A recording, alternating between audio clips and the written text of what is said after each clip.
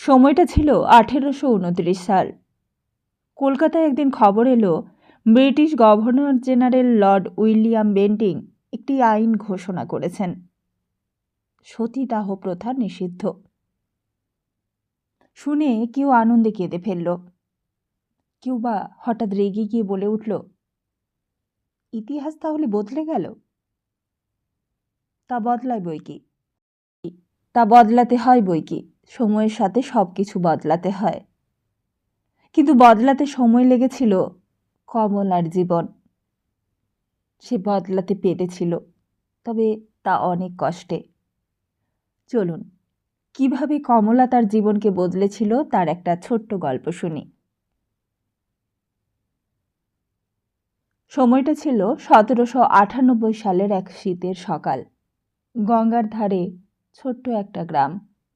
কুয়াশার মধ্যে মন্দিরের ঘণ্টা বাজছে। শীতল শব্দ। গ্রামের মানুষ আজ খুব ব্যস্ত, কারণ আজ এক সতীদাহ হবে। চিতা সাজানো হচ্ছে, শুকনো কাঠ, ঘি, চন্দন কাঠ সব প্রস্তুত। পুরোহিত মন্ত্র পড়ছেন, আর একটু দূরে বসে আছে কমলা। তার বয়স মাত্র 16 বছর। গতকাল রাত্রে তার স্বামী মারা গেছে, জ্বর আর দুর্বলতায়। স্বামীর মুখটা এখনো তার চোখে ভাসছে, কিন্তু আজ গ্রামের সবাই তাকে একটাই কথা বলে চলেছে, তুমি সতী হবে। স্বামীর সঙ্গে আগুনে যাওয়ার নারীর সর্বোচ্চ ধর্ম। তুমি দেবী হয়ে যাবে। কমলার বুক কাঁপছিল।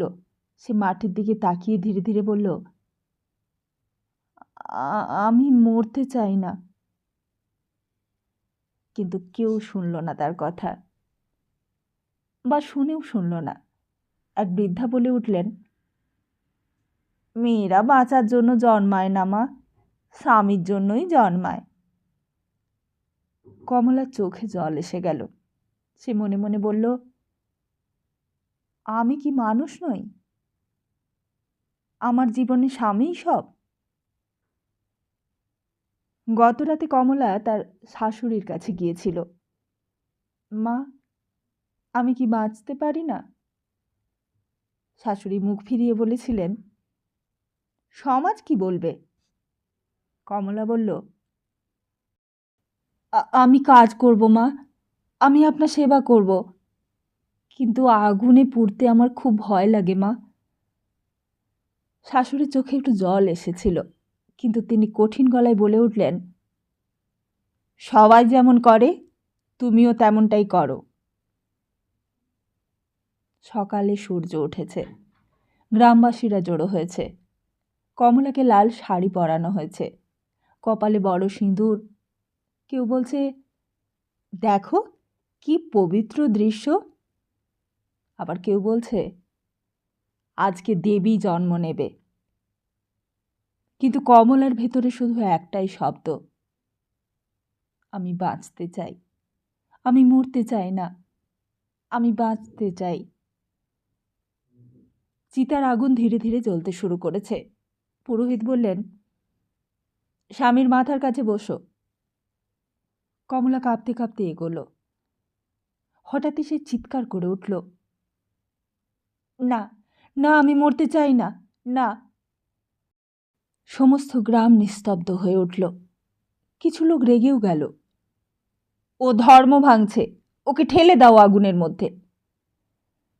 দুজন লোক তার হাত ধরে এগিয়ে এলো। কমলা কাঁদতে কাঁদতে বলল, আমি সতী হতে চাইনি, আমি বাঁচতে চাই, আমাকে বাঁচতে দাও। আর ঠিক তখনই দূর থেকে এক ঘোড়ার শব্দ এলো। একজন শিক্ষিত ভদ্রলোক এসে দাঁড়ালেন। তিনি জোরে বললেন, এটা বন্ধ করুন। সবাই অবাক হলো। আপনি কে? লোকটি বললেন, মানুষকে জোর করে আগুনে পোড়ানো কোনো ধর্ম নয়। তিনি কমলার দিকে তাকালেন। কমলার চোখে তখন শুধুই আতঙ্ক আর আশার মিশ্র আলো। লোকটি গ্রামবাসীদের বললেন, একজন মানুষ বাঁচতে চাইছে, তাকে মরতে বাধ্য করাটা পাপ। গ্রামের অনেকেই ফিস ফিস করতে লাগলো। শেষ পর্যন্ত আগুন নিভিয়ে দেয়া হলো। কমলা মাটিতে বসে পড়ল। সে প্রথমবার জীবনে গভীর শ্বাস নিল, কারণ সে বেঁচে গেল। এরপর অনেক বছর কেটে গেছে। কমলা এখন অন্য এক গ্রামে থাকে। সে ছোট্ট ছোট্ট মেয়েদের পড়ায়। একদিন এক মেয়ে তাকে জিজ্ঞেস করল, দিদি, আপনি বিয়ে করেননি কেন?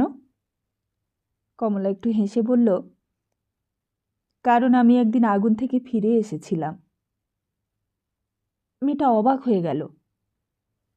কমলা আকাশের দিকে তাকিয়ে বলল, মেয়েদের জীবন আগুনে শেষ হওয়ার জন্য নয়, বাঁচার জন্য আজ আমি বেঁচেছি। কিন্তু কমলা সেই দিন আগুন থেকে বেঁচে গেলেও তার জীবনের লড়াই সেদিন থেকেই শুরু হয়েছিল। গ্রামের অনেকেই তাকে ভালো চোখে দেখল না। কেউ ফিসফিস করে বলতে লাগলো, ও সতী হতে পারেনি, ও পাপী, ও পাপিষ্ঠা। কমলা এসব কথা শুনে চুপ করে থাকত, কিন্তু তার ভেতরে একটা আগুন জ্বলে উঠেছিল, বাঁচার আগুন। বেশ কয়েক বছর পর কলকাতায় এক সভায় কমলা এক মহান মানুষের বক্তৃতা শুনেছিল। তিনি বলেছিলেন, একজন বিধবাকে আগুনে পোড়ানোর ধর্ম নয়, এটা একটা বর্বরতা। তিনি ছিলেন রাজা রামমোহন রায়। কমলার বুক কেঁপে উঠেছিল। সে মনে মনে বলল, এই মানুষটা তো আমার কথাই বলছেন। সভা শেষে কমলা কাঁপা কাঁপা গলায় তার কাছে গেল। বাবু, আমি সেই আগুন থেকে বেঁচে আসা এক মেয়ে। রামমোহন রায় গভীরভাবে তার দিকে তাকালেন। তুমি বেঁচে আছো মানে তুমি প্রমাণ যে এই প্রথাটা ভুল। আর তারপর রামমোহন রায় কলকাতায় সভা করে লেখা লিখে ব্রিটিশ সরকারের কাছে আবেদন করতেন, এই নিষ্ঠুর প্রথা বন্ধ করুন। আর একদিন তা সত্যই হলো। 1829 সালে লর্ড উইলিয়াম বেন্টিংয়ের সাহায্যে সতীদাহ প্রথা নিষিদ্ধ হলো। সেই খবরটা শুনে কমলা গঙ্গার ঘাটে দাঁড়িয়েছিল।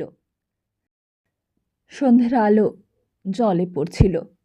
সে ধীরে ধীরে বলল, আজকে অনেক মেয়ের জীবন বাঁচল। তার চোখে জল ছিল, কিন্তু সেই জল দুঃখের জল নয়। সেই আগুনের সামনে দাঁড়িয়ে যে মেয়েটি একদিন কেঁদে বলেছিল, আমি মরতে চাই না, আমি বাঁচতে চাই, আজ তার কণ্ঠস্বর যেন হাজার নারীর কণ্ঠে প্রতিধ্বনি হলো, আমরাও বাঁচতে চাই।